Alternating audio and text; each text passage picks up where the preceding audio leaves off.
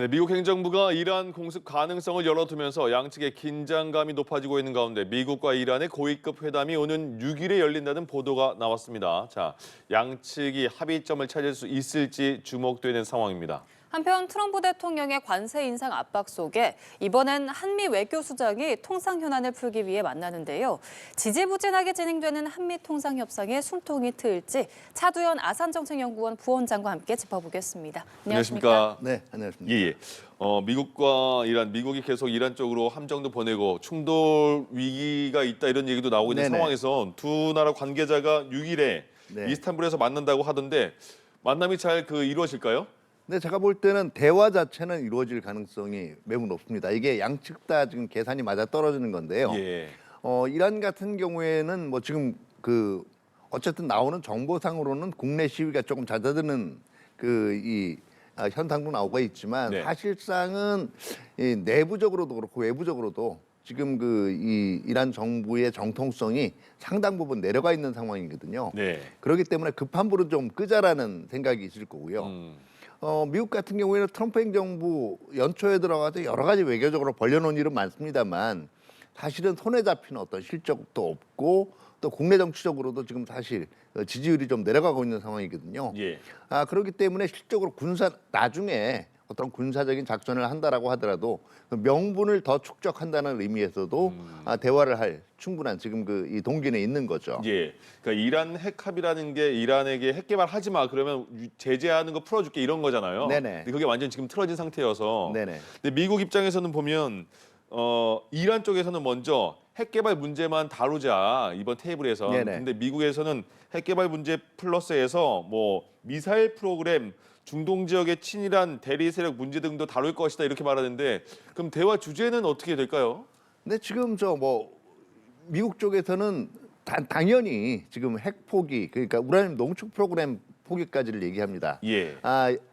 이런 핵 개발 문제뿐만 아니라 이란이 중동 지역에서 지금 미치고 있는 영향력의 축소 관련된 네. 이 부분들까지 다루려고 할 거고요. 예. 이란은 지금 제일 급한 것이 사실은 국내 시위의 촉발 원인 자체가 국제 제재가 다시 시작이 되면서 예. 이게 경제 문제였거든요.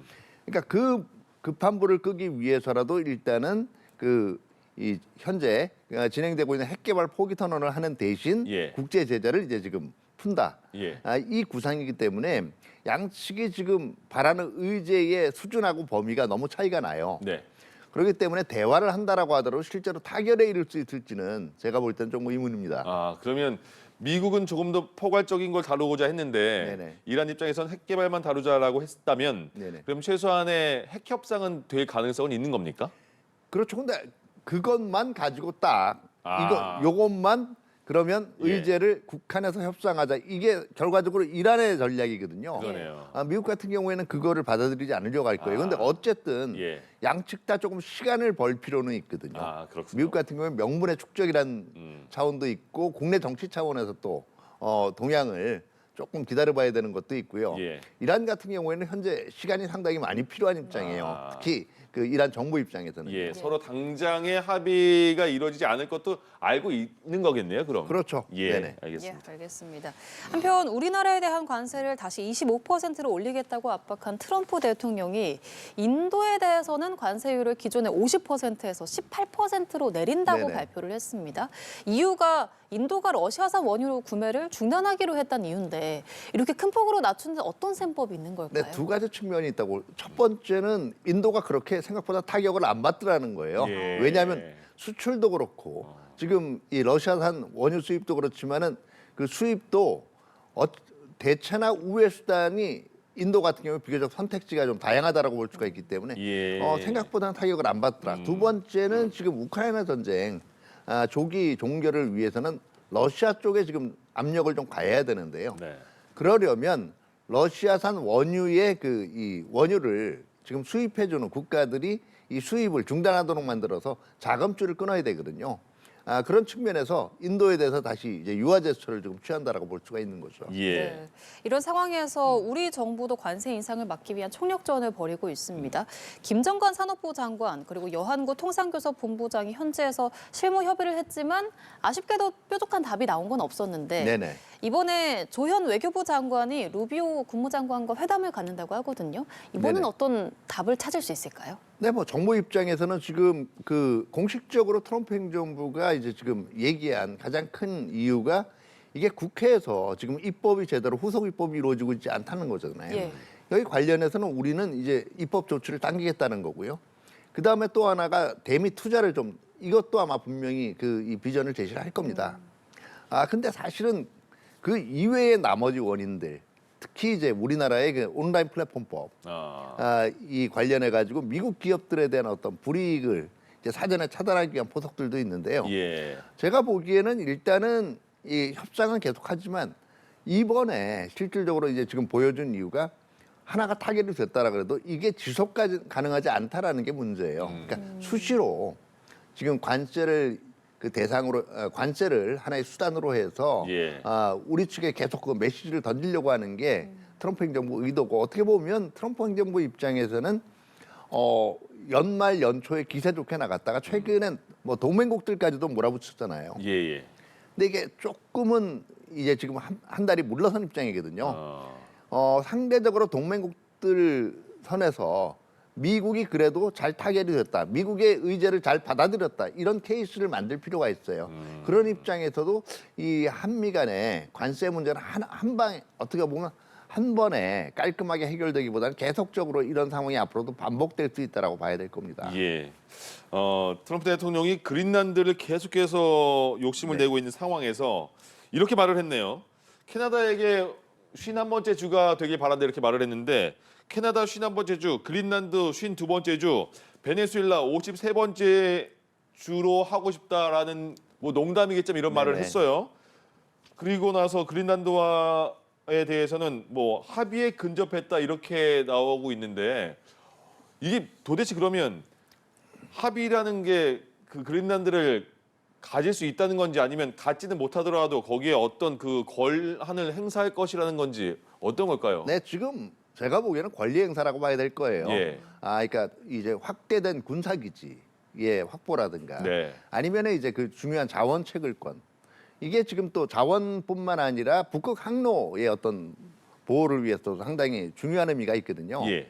다만 이게 실질적으로 군사 작전을 통해서 병합을 한다 이거는 뭐 캐나다도 그렇고 그린란드의 문제도 그렇지만 이 경우에는 이것이 나토의 붕괴로 이어질 수가 있고요. 네. 이 나토의 붕괴 위험성은 사실은 미국의 민주당뿐만 아니라 공화당 내 그리고 특히 공화당 내에서도 마가주의자들 내에서도 지금 의견이 상당히 갈리고 논쟁이 있을 수 있는 부분이기 때문에요.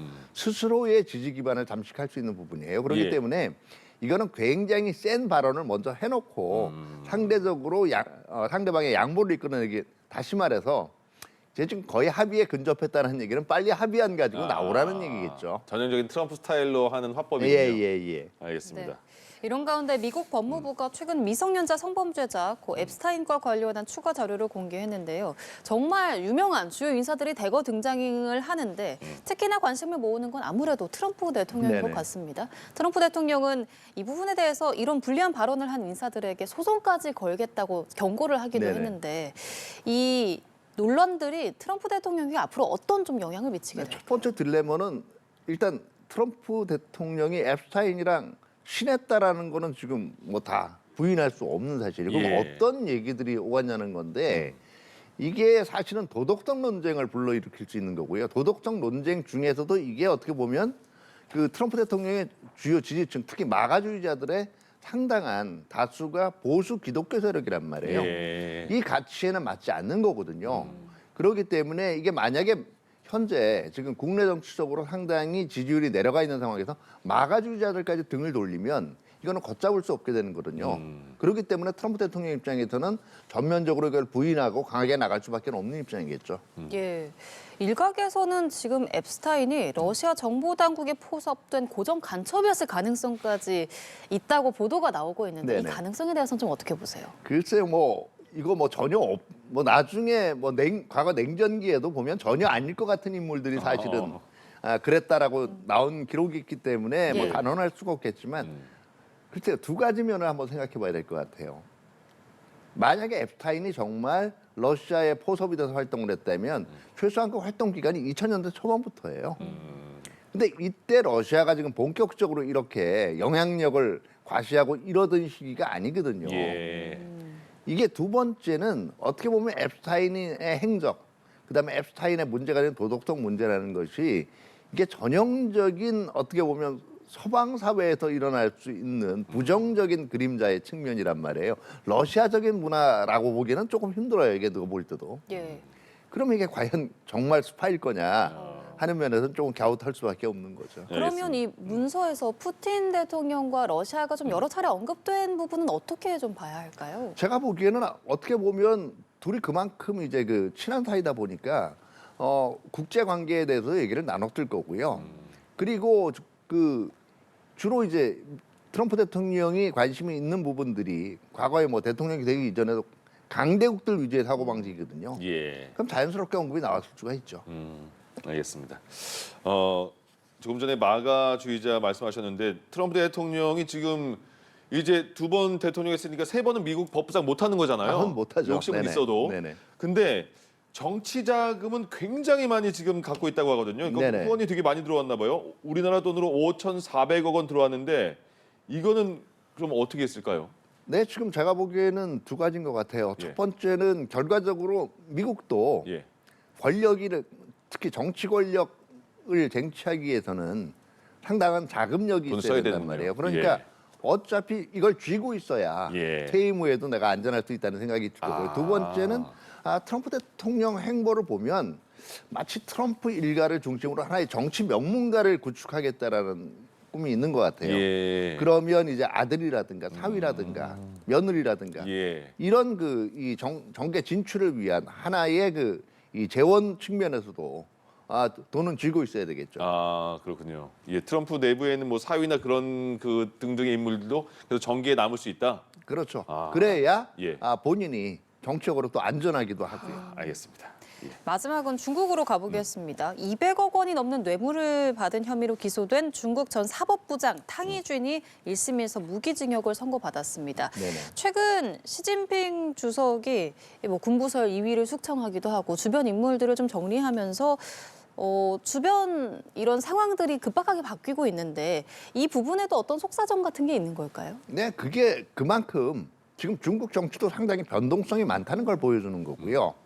뭐 일부에서 얘기하는 건 결과적으로는 이런 이 작업들이 반부패 행위를 이제 이 기치에 내건 숙청 작업들이 결과적으로 잠재적인 도전 세력들을 지금 없애는 거거든요. 그러니까 예. 시진핑 집권 사기를 위한 행보라고도 볼 수가 있지만 예. 더 넓게는 지금 중국 공산당 내에서 시진핑 주석에만 국한된 게 중국 공산당 더 내에서 사실은 차기 권력을 놓고 상당한 지금 어떤 의견의 대립이라든가 이견이 지금 존재하고 있는 게 아닌가 예. 하는 조심스러운 전망이 가능하다고 생각합니다.